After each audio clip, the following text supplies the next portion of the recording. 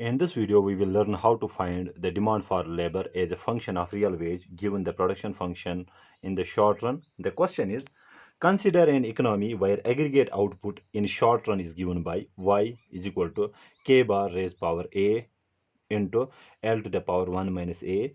K bar denotes the capital which is fixed in the short run, and L is the units of labor in the short run. And the value of A lies between 0 and 1.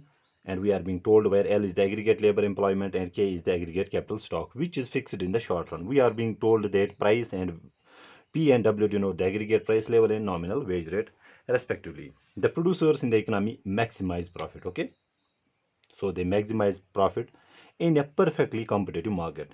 In this economy, the demand for labor as a function of real wage rate is, we need to find out that. Okay, we were also being given the options, but I will not be able to write those options here, so I will just write the correct answer by deriving the solution. Okay, so what we are being told, that to find out the demand for labor as a function of real wage. So what is our shortened production function? Y is equal to k to the k bar is power a, L to the power 1 minus a.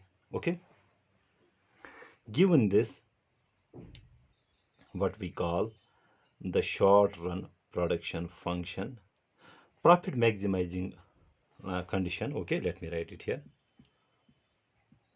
Profit maximizing condition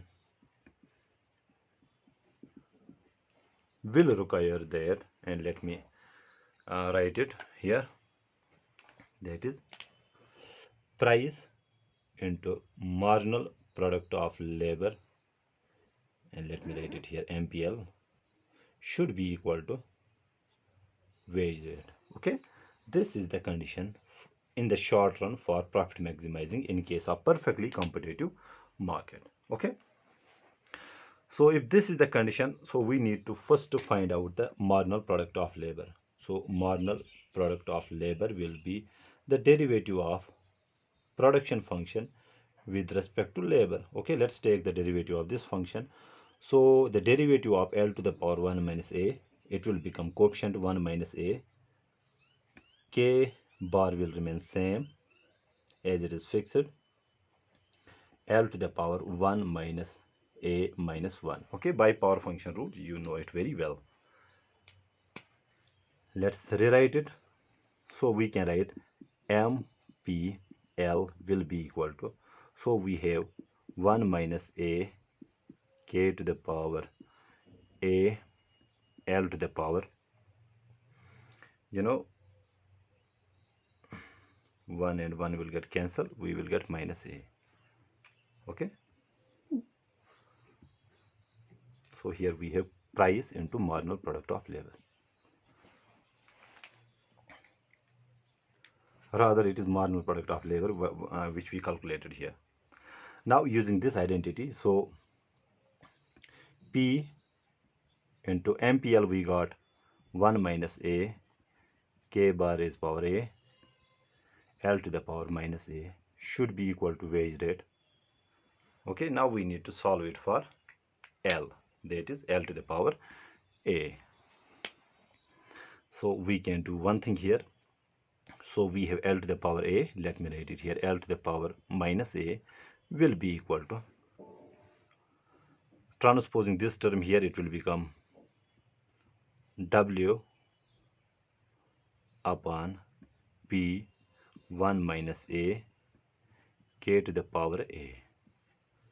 Okay, and this can be written as W upon P, then we have 1 minus alpha. Okay, we have 1 divided by 1 minus alpha, then we have k bar alpha or a, whatever you call it. Let's now rewrite it. If it is L to the power minus a, it can be written as 1 upon L to the power plus a will be equal to W upon P into 1 divided by 1 minus a k bar a. Okay, and this can be written as let me see if I can write it here. Reciprocate both sides, so we will get L to the power alpha is equal to W upon P will become P upon W.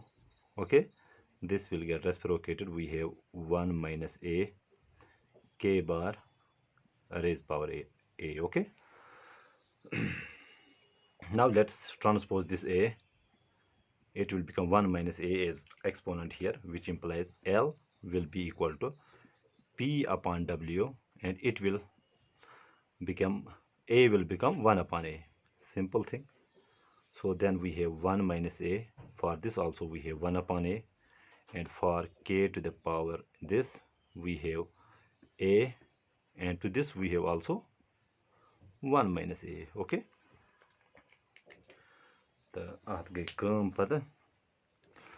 let me see if I can write it here. So demand for labor will be equal to P upon W. If I write W upon P, because we need to find out the demand for labor is a function of W upon P, so reciprocating it, if I reciprocate it, the exponent sign will get changed, so it will become minus 1 upon A.